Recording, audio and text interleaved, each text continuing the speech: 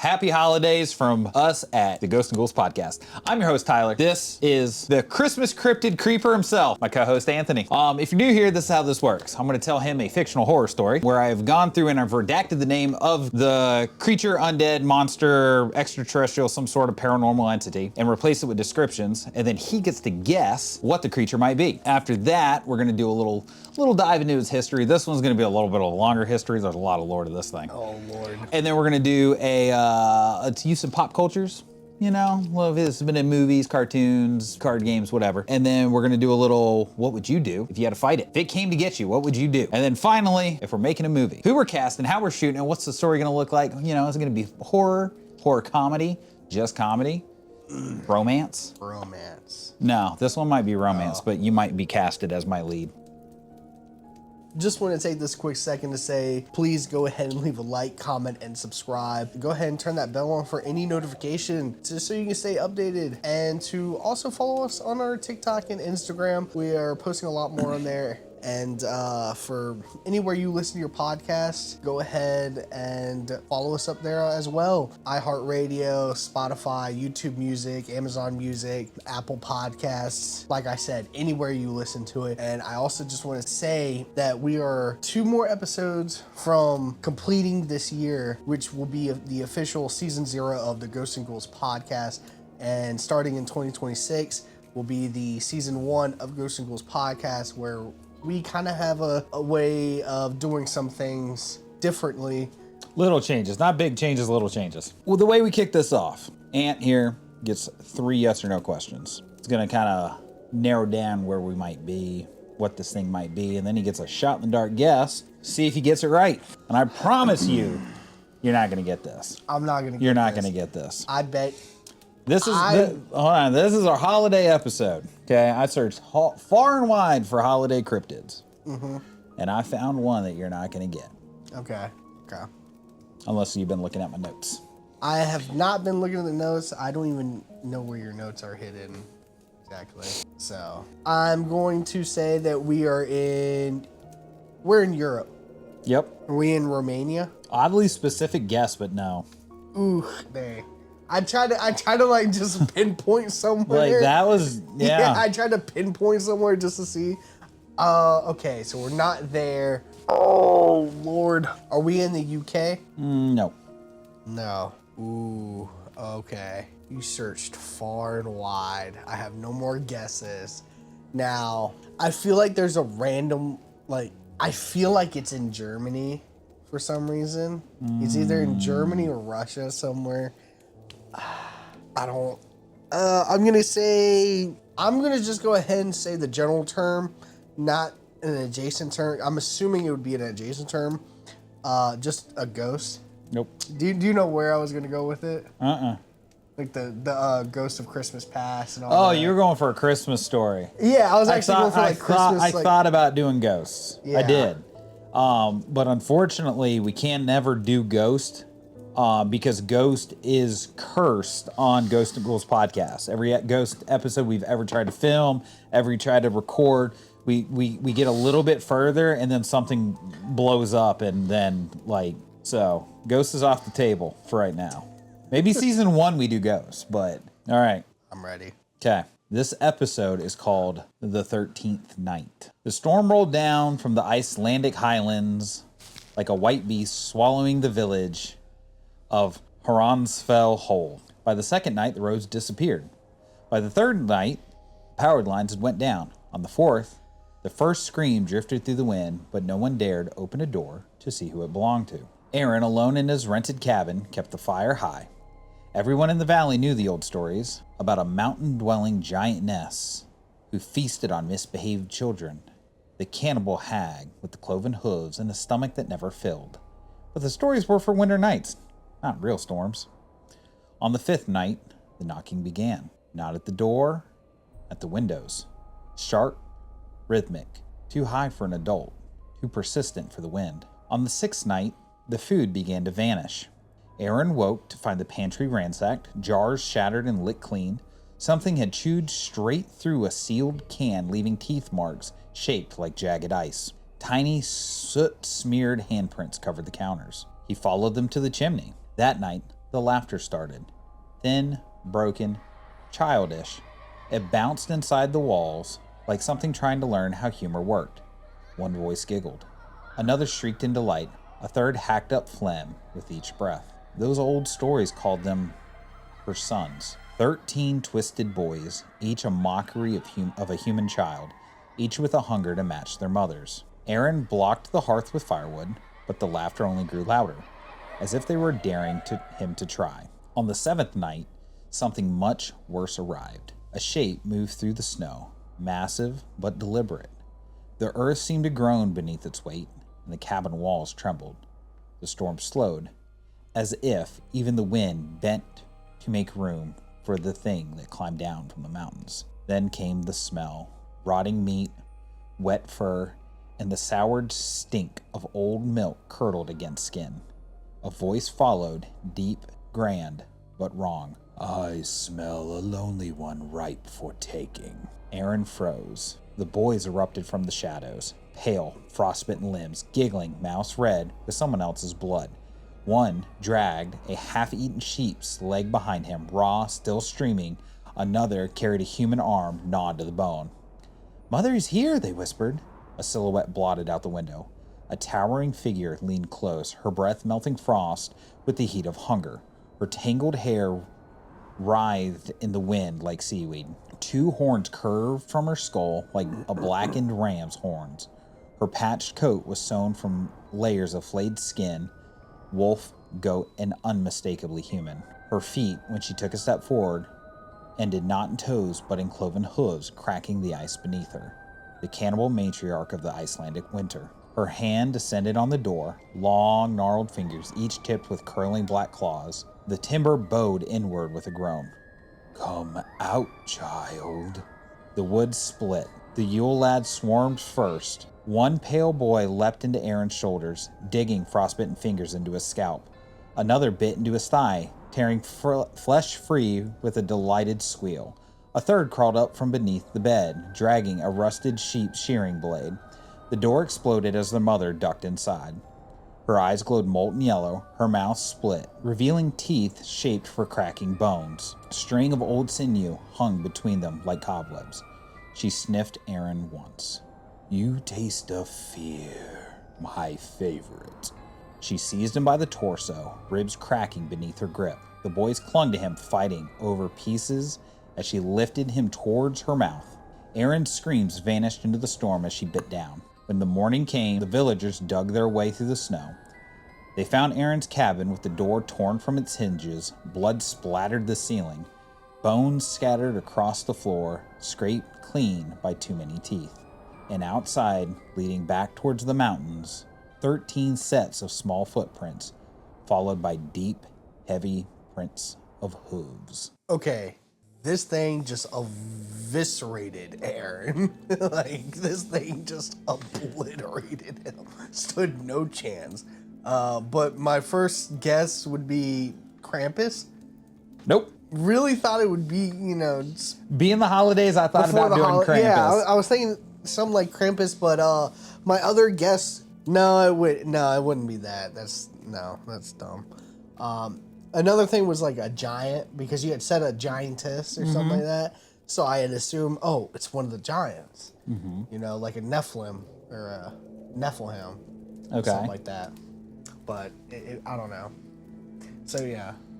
My third one that I said was, no, it couldn't be that, was a Wendigo, but no, Wendigo is pretty sure they originated in North America. North America? Yep. Okay. All right. You ready for the grand reveal? Yeah. This is Gryla. This is an Icelandic ogress who has a very unusual appetite for the flesh of mischievous children that legend tells around Christmas, or that the legend is told around Christmas, where she'll cook them in a large pot, make stew. Oh, is this where we got the... This is Krampus adjacent. Yeah, but I'm saying we got the that almost sounds like the witch story with the what's their name? You know what I'm talking about? Hansel and Gretel. Hansel and Gretel, and then the witch, like, just kind of like... I think this one, I'm not sure I didn't actually write down the when this was actually started being told. Oh. Because I got into this because I was like, oh, let me look up like Christmas cryptids. And like, of course, like Krampus #1, Wendigo #2. And then kind of like went down a list a little bit and I was like, this thing is evil. Gold. So she is a giant. Okay. Her home is located somewhere beyond the mountains, or within mountains, where she lives with her husband. I'm gonna butcher the saying of this.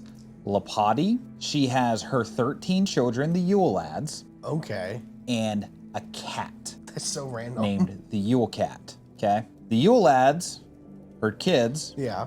Are mischievous pranksters who steal, harass from the population. Each member has a descriptive name based on their own favorite behaviors. Legend tells they come into town one by one during the 13 nights, prior to Christmas, where they'll leave gifts and shoes for children who are well behaved. Although disobedient, the Yule lads will therefore instead give them rotten potatoes. So there's a list of names. I am not going to try to pronounce these because there's terrible, but I will. Somebody kind of went through and did some of their kind of like what they mean. So you have sheep coat clod, gully gawk, stubby, spoon licker, pot scraper, bowl licker, door slammer, skyer gobbler, sausage swiper, window peeper, doorway sniffer, meat hook, and candle stealer. So these are what they're kind of known for. Yep, I know, right? Ew. Never mind. What's up? No. What you got to say? It's the names. Yeah, there's no way they mean that. There's no way. Doorway sniffer. Doorway sniffer. Yep. Spoon licker. Yep. So sheep shagger or sheep coat, whatever, arrives on December 12th. He's the first to visit since he's the oldest, and he has several days to make the long journey. His legs have become creaky and stiff with old age. If you listen closely, you can hear his knees creaking. His favorite treats are Christmas cookies and milk. Personality, he's kind and clever, but stubborn. Gullygawk arrives on the 13th. As the biggest, tallest, and strongest of his brothers, he isn't bothered by the weather of the rough Icelandic terrain.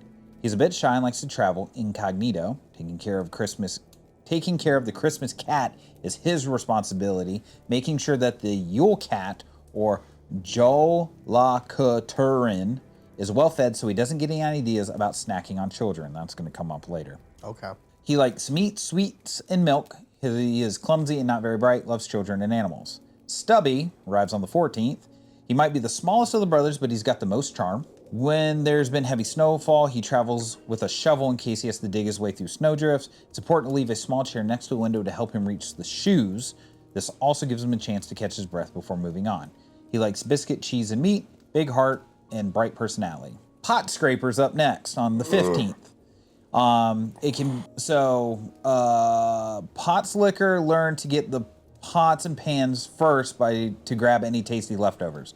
So his whole thing is he just basically is like, everybody gets their fill, he just takes all the pots and pans and licks them clean. You said pot scraper. And pot then just went scraper. straight to pot slicker.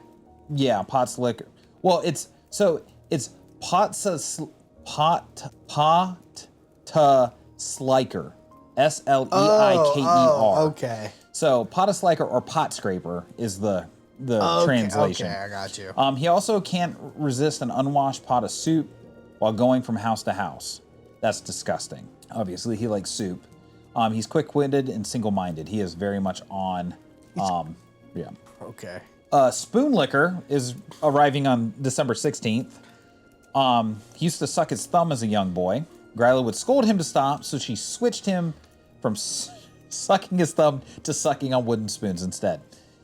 He especially likes spoons that have been covered in cake mix or chocolate sauce, right? Okay, well, yeah. He's dopey, kind, and understanding. Bowl licker's up next. The Yule lad, bowl licker, got his name from his habit of licking the food remnants of an asker, a bowl to use to keep food warm. He hides under beds, patiently waiting for someone to put down. Okay, so it's like, oh, Mom, I want a glass of milk. Here's your milk. They put it on the floor because, it's the olden times, and so he's under the bed just like stealing the remnants. Oh, I got you. I got you. He's quiet and happy. Door slammer. If you love the sound of slamming doors, you have something in common with him. He doesn't mean to startle young children. He thinks it's all in good fun. He likes cheese, meat, and milk. He's mischievous. Glutton, sorry. He's old-fashioned, doesn't like change. He complains that things these days aren't as good as they used to be. He's always confused. You'll never know what you might get in your shoe. Sausage swiper. Gryla would always make sausage made of all fat, no meat. The brothers hated it. That's why sausage swiper would gladly eat, but he would gladly eat this delicious food. He's most famous for hiding under the rafters and snatching sausages that are being smoked. He's lighthearted and a jokester. We have Window Peeper. He's on December 21st now. So the cave that the brothers live in has gray stone walls lit with only a few candles, which can be rather dull. That's why when Window Peeper comes to town, he loves to peek into family windows at the bright colors and patterns, and he thinks they're beautiful. The bright colors and patterns. Yeah, okay. And then we have Door Sniffer. He's got an abnormally large nose with an excellent sense of smell. Okay. This allows him to locate scraps of foods that can drop on the ground. He can't stand things that smell bad, so make sure your rooms are tidy and dirty socks are in the laundry hamper. He's cheerful and good company. And then Meat Hook. He's on December 23rd. He was born the smallest child, so Gryla fed him only meat to build him up. Now he has a great love for meat. Refuses to eat his vegetables, and he has like a kind of like a hook, like a meat hook that on a stick that he takes everybody's meat with. His favorite treat, can you guess it? Meat. Meat. And then finally, on December 24th, we have Candle Stealer. In the old days, candles were made from tallow, which is rendered animal fat. Oh. They are an edible treat for someone who has just traveled hundreds of miles in a harsh winter landscape. Look for teeth marks in your candles, because Candle Stealer might be in there taking a couple bites. Okay. And then that leads us to Gryla. Gryla. The Iceland's witch Gryla, the mother of the Yule lads. So, character dates back as far as 13th century Norse mythology. She is known as Christmas Witch, which comes down from the mountain in search of naughty children. Legend has it she likes to eat humans, children especially, and boil them into soup. And then we have her cat. The Christmas cat in Iceland, also known as Jólakötturinn, the Yule cat. This cat fucks people up because they don't get new clothes for Christmas. wait. I swear to God. What? He fucks kids up. If you didn't get new clothes for Christmas, he would beat the shit out of you and eat you. This is like the old time fit checks. Yes. Of like Old Icelandic folklore states that every Icelander must receive a new piece of clothing for Christmas, or this giant cat will prowl the streets in search of unsuspecting souls and eat anyone who doesn't follow this rule. Mom, I must get new clothes. Yeah, so we have the Icelandic amazing. cat that's just like, Mom, I didn't get anything new for. Oh shit! You're looking out the window and it's just the cat staring at your cat's just standing there with human fists, just ready. Like, come get it. Oh gosh. Yeah. So that's kind of the rundown of these guys. Okay. So some have painted this creature in it's a giant, and her kids are like human kids that she's taken that have just died, and it's almost like it's their ghost running around causing all this mischief. Their spirit. Yeah. But it's kind of crazy because there's the level of giving in terms of the Yule lads coming and saying, hey, it's Christmas time, here's toys, sweets, other things. We take our tithe basically in terms of meats and cookies and milk and whatever. Stuff, and then they fuck off. But if you're a shitty little kid, Gryla comes in and punches your door in with her cat and snatches you out of bed and takes you back and eats you. Much different than Santa Claus. I'm just like sitting here like thinking I had the scene of like these siblings. One got a new fit, the other one didn't. They're sleeping, and all they hear is the door creaking. The cat comes in, and it starts beating down the sibling. The other one is only can stand there like, Just a tear coming down. He flicks down his new sunglasses, and then you see the tear. The cover's not covering all of his like legs, so you just see his shoes. His brand new, his brand Shoe new J's, and he just clicks through them. Got fit check. So, Love it. so yeah, this is where it is going to kind of get kind of long. Is the pop culture. Okay, I found 3 things that feature Gryla. Okay. One thing that features Gryla and her kids, right? Mm-hmm. And one that features the Yule Cat. Interesting. Okay, so the one that features the Yule Lads and Gryla. Do you know the Hilda cartoon? The what? Hilda. I don't remember off the top of So my head. it's a cute cartoon. Okay. But it deals with a lot of like European like trolls and stuff like that, and they're all very real in her world. But she's this little blue-haired girl, and they're like, oh, she's a witch. She can talk to trolls and like all this kind of stuff. But it's really fun. Okay. They had a holiday episode where the Yule Lads come to town in kind of like the omen of like Gryla coming. Yeah. And the depiction of Gryla is he is like this giant horned like ogre, like all hunched over. And as she's walking, she has cages, like kid-sized cages, strapped to straps on her back. She's got like a dozen of these things across her back. Right, yeah. Like she's coming to take kids. Okay. It was kind of a neat telling of the Yule Lads because she discovers that they're the Yule Lads and actually reads their names to them.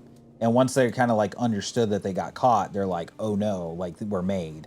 And like, it was funny because like Candle Snatcher's in it and he's like, oh, are you going to finish that? And she's like, no. And he just like takes a bite of her candle and he's like, candles aren't like what they used to be.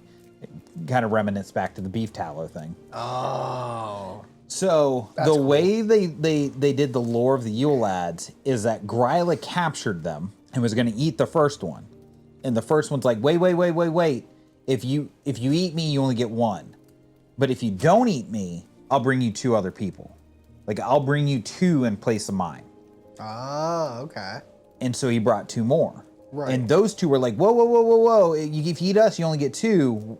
We'll bring you 4. So then it compounded again and again and again until she got to them bringing 14 to 20 something. Uh-huh. And then Gryla ate 14 to 20 something, just threw them back.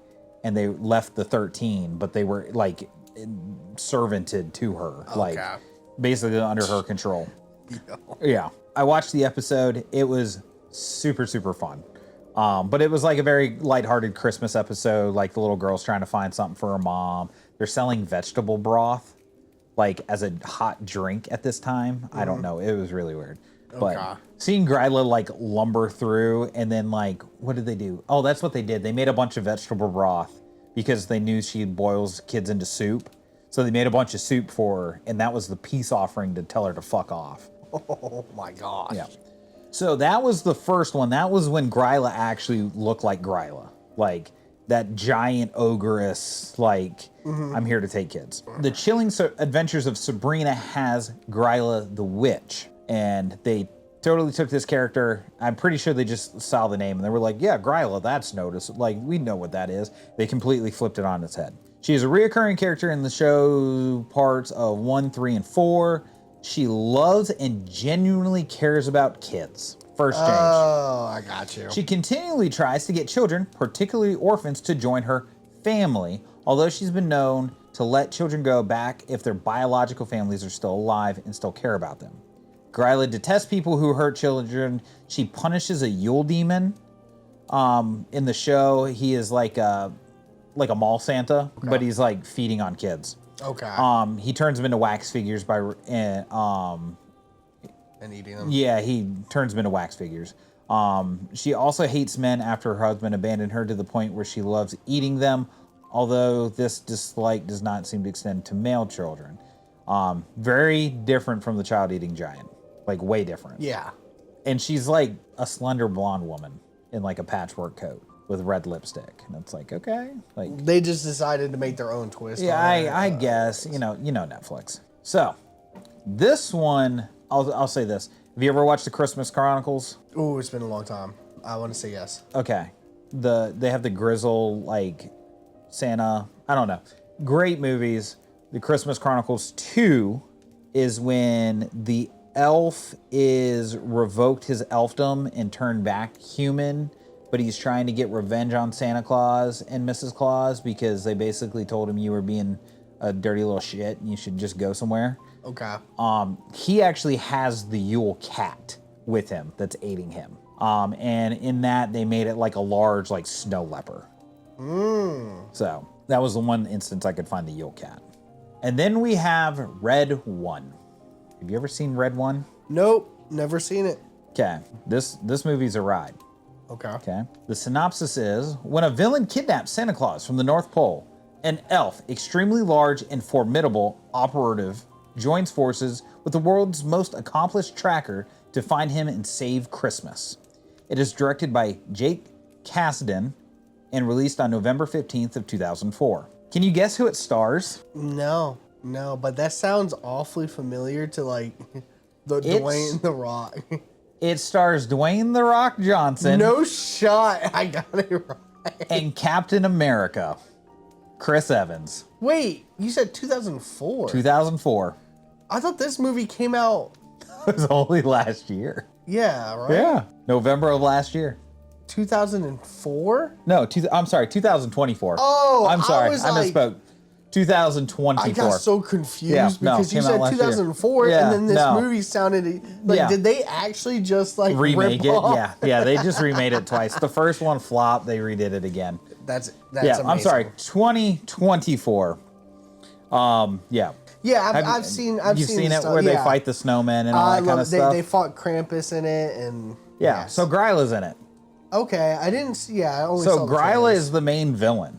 She's the blonde lady. Oh. That's like, I'm going to reproduce all these little snow globes that trap evil people, and I'm going to get rid of them all. And I was like, okay, like, this is a really weird telling of Gryla. Mm-hmm. And then at the end, it surprised me because, like, Krampus was like, when they go to meet Krampus, they're like, she was 80 feet tall. She was so hot. And then, like, you know, slender blonde actress enters, like, you know, and it's like, okay, like, right. Well, at the end, like, she's getting away with Santa Claus, and The Rock and Chris Evans show up, and they're like, we're going to fight. And so they end up taking down the sleigh. It crashes on whatever bridge, and then she's just, like, chucked off the side, but then she comes back as the 80-foot giantess with, like, two tails, and she's just like, yeah. It was really crazy. Krampus shows up, and he's like, oh! She just, like, socks him one. Like, yeah. It was a very interesting telling of Santa. Yeah. Okay. Yeah, no, I have seen... Red 1. Bits and pieces of that movie. You should sit down and watch it. I got you. So, that is literally every pop culture thing I could find on Gryla. That's wild. It's crazy that we literally went from, like, hyper accurate lore to, like, name Ogress. But Hilda, you're knocking it out of the park. Keep up the good work, because that was, like, spot on. Had her 13 kids, and she came down from the mountains, got her tithe under the Christmas tree, and walked back up into the hills. So, I just remembered a pop culture reference to Gryla. Okay. Do you know the animated D&D show, what is it, Legends of Avarice? Yeah, absolutely. Okay. I was watching one of their clips, and they mentioned Gryla in one of their winter episodes, and the little elf is like, yeah, Gryla comes down, and then the clown motherfucker's like, a gorilla? Oh my gosh! Same Gryla. A gorilla? A gorilla? You got a gorilla running around the woods? That's crazy! Like, I remembered that. That is amazing. Yeah, so that's Gryla too. Oh. 4 instances of Gryla. I'm sorry. I misspoke. Not 3, 4. You ready for the scenario?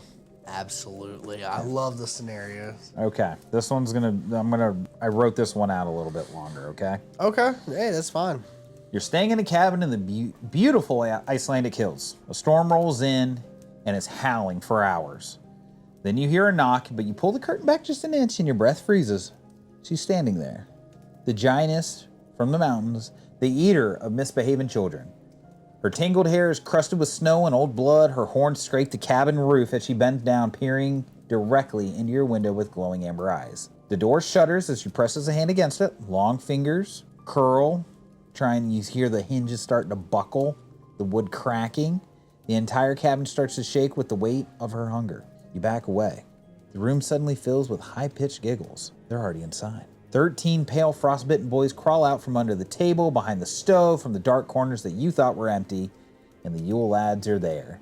One licks his lips, another sniffs your arm like a starving dog, and the third one whispers, "Mother wants a taste." And then the door explodes inward, and she points at you, saying, "You come." What do you do? Okay. This is the age-old. Hold on. This is the age-old question. How many kindergartners can you fend off?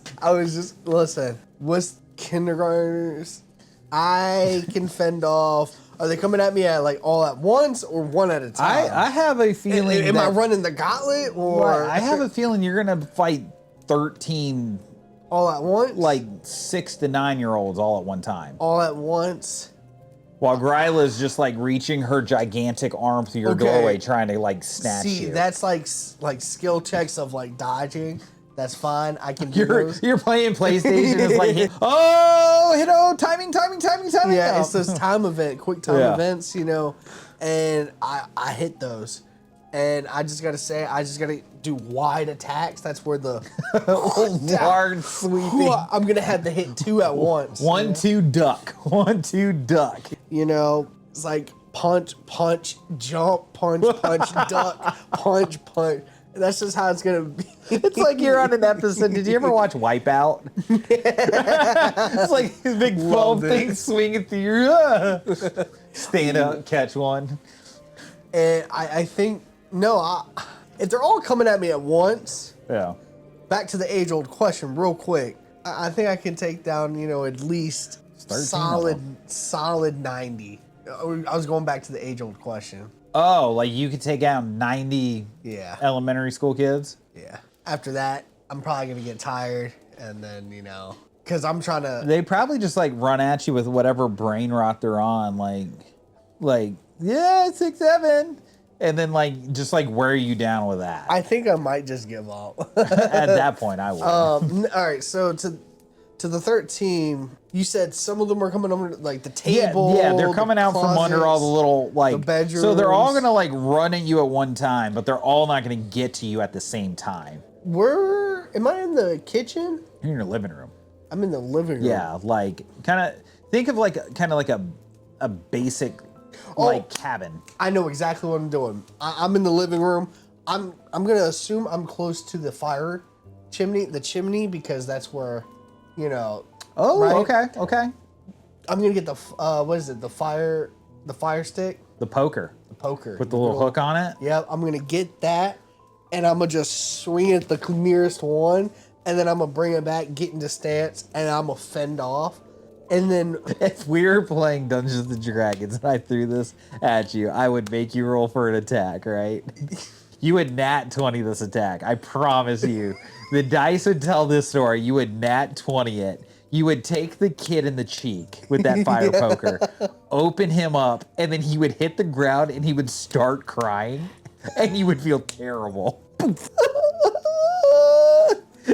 You'd be like, "Oh, I'm so sorry." And then you go to help him, and then he mauls your neck.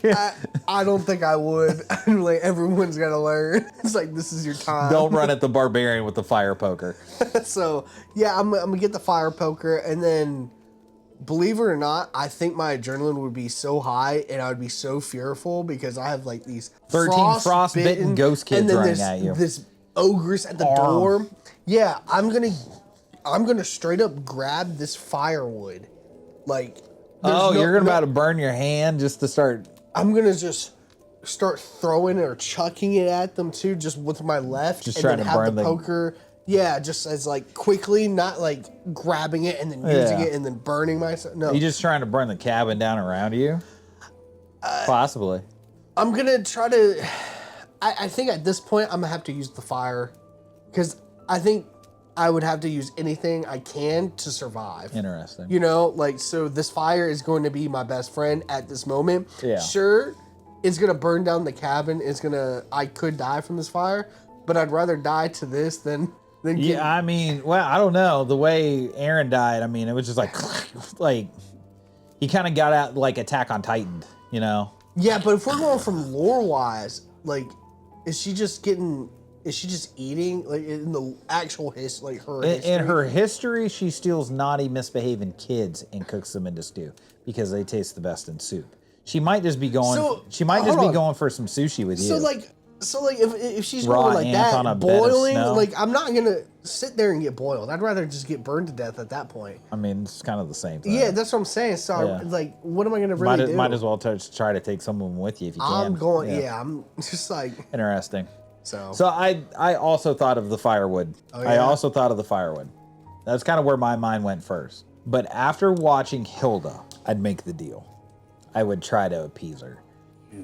Gryla, look, I'm telling you. I got a guy in the next cabin over. His name is Ant Honey. His honey is literally in his name. He is sweet.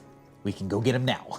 And then you would look out the window as you're fending off these kids with a fire poker with a burnt left hand. You'd look out the window and I'd be like, hey. no. It's like, I'm so Just sorry. hold up the heart. You would be saying, I'm so sorry, but silently. And then I'm running off. No, I would probably try to make a deal with her. Like because, and that's the thing, is like, she's smart enough. You know what I mean? Like she reasons. She can talk. It would be so bad that you try to do this. Like, yeah, I know this guy, and one of the kids just like, he's lying. And then you would probably just smack. Yeah, misbehaving kid. He's calling an adult a liar. What are you going to do, Gryla? You going to come get him? Going to come get him? Okay. Yeah. But yeah, that would be I would either, like you said, I would either try to catch my cabin on fire and take everything with me. Yeah. Or I'm going to try to appease her. I'm going to make a deal. Look, I'm telling you, I'll lead you down into town. I know where there's some shitty kids, real shitty kids. And they'll be so scared and they'll be so tasty.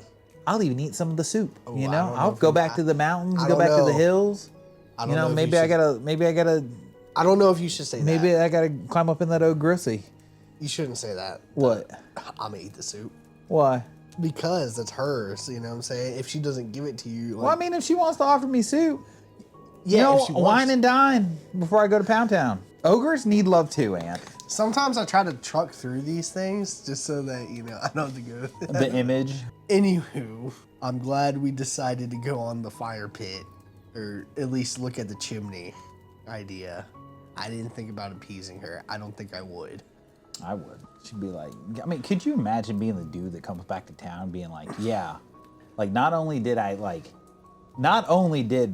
make a deal, I'm alive and I got laid and I got soup. I'm alive, laid, and soup, man. There is nothing better in life. Where's my kid Timmy? Hey, man. And just You should have raised him better. He shouldn't have been such a little shit. He was an angel. Yeah, that's what they all say. All right, it's movie time. We're making a movie. How are we doing it? Okay, so believe it or not, I'm not making a movie. I am making a show. Oh, a little switch up on us. Okay. 13 episodes. I love it. Each episode is going to follow, I want to say, let's go ahead and put the main character as, give me Scarlett Johansson, right? Okay. Follows her, I guess you could say that she just moved into this town. Mm-hmm. And I'm thinking she runs an orphanage. Let's say that she runs an orphanage and the little troubled kids. Or whatever. She's just trying to help them. Each episode follows a different kid, but like the previous kid that she had helped, Yeah. it's not there. Like they're gone. Like they're like, and she like doesn't realize it until later, like towards the. So like starts off like kind of peaceful, kind of like lighthearted, boom, boom, boom, and then towards like the middle, kind of like, wait, where are the other kids? And she starts looking back at like records, none of them. But she knows she's seen them, and it keeps progressing, and then it gets to like some of the oldest. And I would say I'm kind of skimming through a little bit, like kind of skimming through it fastly. It gets to a point to where. So you started figuring it out. Like one of the kid, the 13th or the 12th kid is like, oh, so you're figuring it out. That like they were never meant to be here. Like they were testing the waters, or they were. So it's the Yule lads? Oh, it's the Yule lads. The that kids, that she's taking care of, and then they're just like coming in and just like dispersing. So there's the normal kids, the normal orphanage kids, and then there's just 13 oddball ones that come and go. Yeah, like in each episode, it follows a different kid, and it does that. And towards like it kind of progressively gets like weirder and weirder in each episode, like kind of not weirder, but like darker. Or whatever, so it starts off lighthearted show, and and then towards the ending, right? It's like so you've figured it out, and all like because like they had a heavy snowstorm right before Christmas, so they had their candles out and everything, and she's doing her normal checks and especially dealing with the kid. What was it? Candle eater? Yeah. The one, on the 13th, the 13th one. And she's noticing that a lot of the lights that she's put out, a lot of the candles that she's put out are gone. Chewed on, or like and then she's checking in each room, and then she's noticing that in his particular room, there's a lot of like drawings of like how the building used to be, how the town was, and it's like old paintings. There's like supposedly melted wax, or like broken up candle bits or whatever, and all that. And she's like, what? And even some of the candles that she had put out for light is in there. It's like, what are you gathering it up? And then he's sitting there at the desk drawing, and she kind of like peers over, and it's just a hooved 80-foot Oris horn, and he doesn't look at her, but he's just like, she's coming. And it's like, what? And then that final, like that night or whatever, you kind of get the like stomping, the rumbling. I really like the episodic idea. Yeah, so I almost like you almost make it lighthearted, because as they progress, they get more and more like devious. You know what I mean? So it's like the first one is like, it's the orphanage, right? Mm-hmm. They're all lined up. The Yule lad comes in the first one, and it's like, oh, somebody put rotten potatoes in my shoes. You know what I mean? Because that was kind of like one of the things. It was like, oh, we're gonna like trick the bad kids, but like appease the good ones.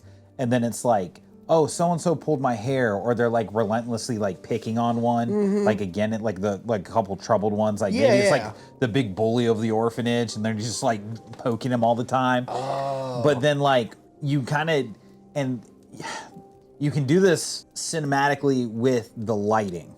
Is the first one's bright, there's a lot of warmth, but as the series progresses, you shift it to a cooler tone and a darker. That's what I was trying to get to the candles. Yeah.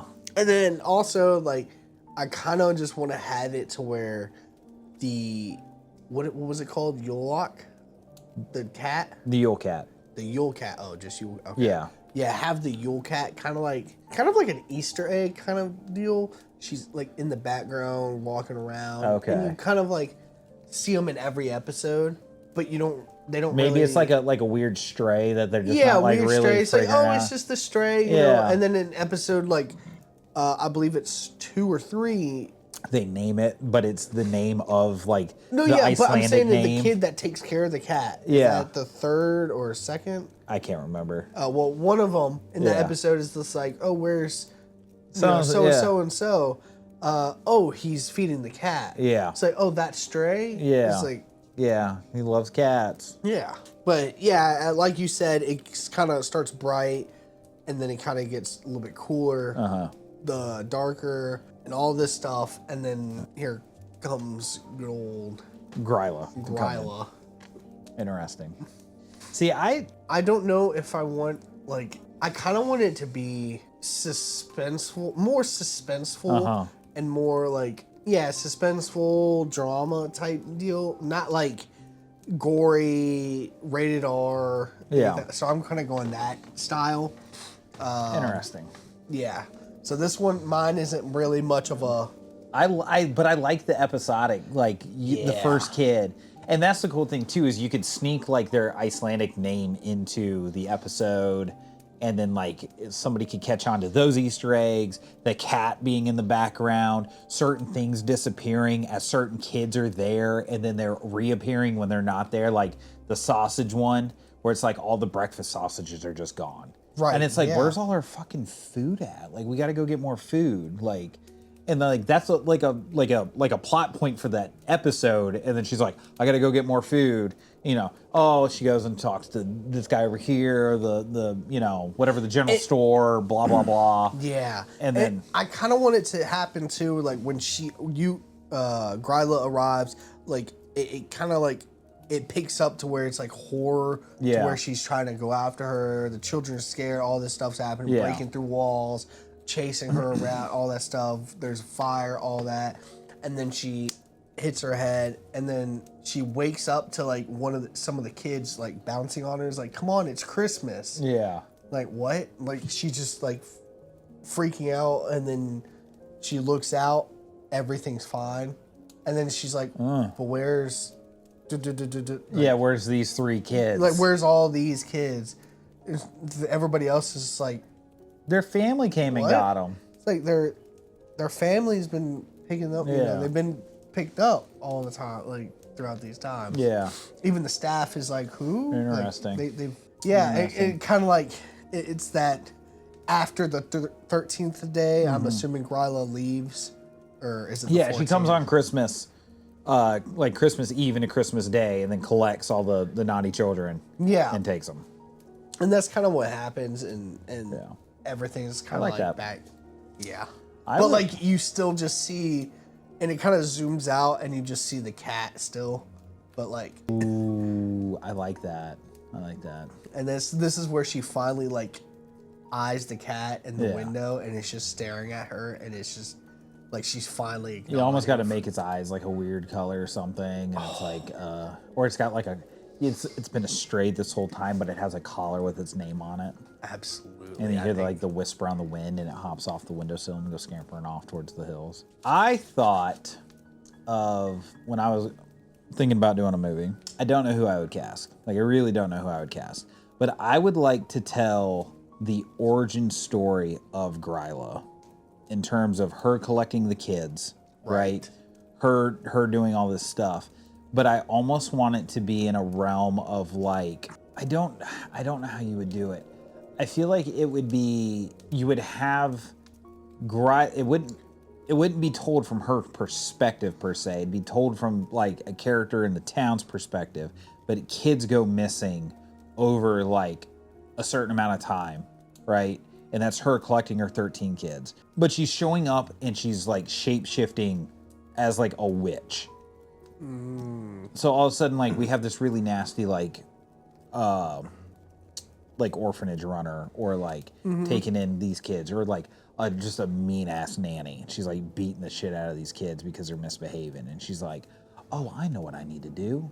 And then she's like, starts murdering the kids. And then it's like, that's when like the switch happens from like, you're just a shit human being to you're more than that. And then it's almost like an entity kind of possesses and like transforms her from her evil crimes into the monster that is Gryla. It's kind of like she becomes the entity. Exactly. Like, like the manifestation of the entity from her actions.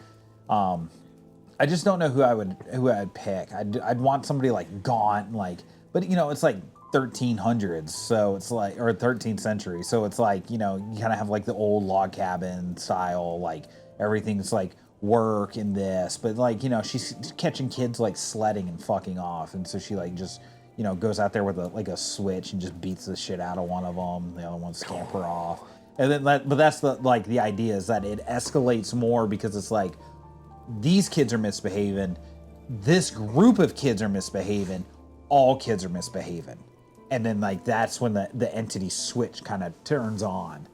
And then, like, you know, she has her cat, and when she's feeding human bits to the cat, and cat manifests and like grows larger and more like fucked up. You know, there's her favorite kids that were the good kids that she's taken and then turned into the Yule lads and like sent them out. but like, you know, just like super like dark, gritty, like like not a whole lot of warmth in the film, like little bits from Candlelight and Firelight. But Is this like a storytelling of like I would do a or is it just a normal like horror perspective? I would probably do it as like a horror like a horror movie that is just the origin of. So it's kind of like because it's kind of like I was almost thinking too, depending on how you did it, I had the idea of it being like you're hearing it and then it kind of shifts. You're hearing the story being told, and then of the events of what's happening, and then you actually hear the narrator for once, because it goes from the movie and then it goes to it being like, oh wait, he was telling a story the entire time, and it's an old man and he's reading like not a book, but he's retelling stories, and it's like, oh grandpa, that's not,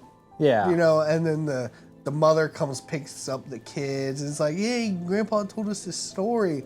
And then it's like, oh, that's cute, blah, blah, blah, blah. Yeah. And then she looks over and she sees like the candle be like bitten off. and it's actually one of the Yule And lads. it's one of the Yule lads. Little pool at the end. Yeah, that'd be actually kind of cool. Yeah, if you did like a big narration thing. But if you just want to go with like a normal... No, I kind of like I like the narrative aspect of that, because you could like have like this is the story of Christmas and blah. Then he like tells it, and then it happens, and this is what used to happen when I was a boy, and da da da da da. And then boom, there at the end, it's not actually him. Yeah, it's like and then it's crazy too. And the mother notices like, Dad, when did you get a cat? She's like, oh, I've had him for a while now. It's just fucked up mange. It's like okay, just the. It's over there patting on its iPad. You could have also had it, instead of it being like the 13th kid or whatever, that's actually the husband. Ooh, yeah. Yeah. Telling the story. And it would be actually kind of crazy, because then he would just be old. Like old, but like eternal. Yeah. Because she's feeding him child soup. You know, like chicken noodle soup, it's good for your soul. Child noodle soup, it's good for your longevity. But yeah, that's Gryla. Oh, that's Gryla, the Icelandic ogress witch from the mountains with her 13 kids and her supposedly alive, maybe not dead husband, and her cat. So anyway, that was the Ghosts and Ghouls podcast. Please go ahead and leave a like, comment, and subscribe. And go ahead and turn that bell for any notifications to stay updated for whenever we post new stuff. And to go ahead and follow us on our TikTok, Instagram. And for all our lovely podcast listeners, we are on everything so far that I know of. Apple Podcasts, iHeartRadio, Amazon Music, Audible, Spotify, YouTube Music. So we're there. And yeah, that was Gryla. Happy holidays, fuckers. Stay creepy. Be cryptid. Happy we got holidays. We got one more episode of season 0. It'll be out at the day after Christmas. One more. Episode 18. Yep. Happy holidays. I'm trying to think if I'm going to do another holiday-esque. Maybe like Baby New Year's. Baby New Year's? Yeah. You never heard of the cryptid of Baby New Year's? No. No.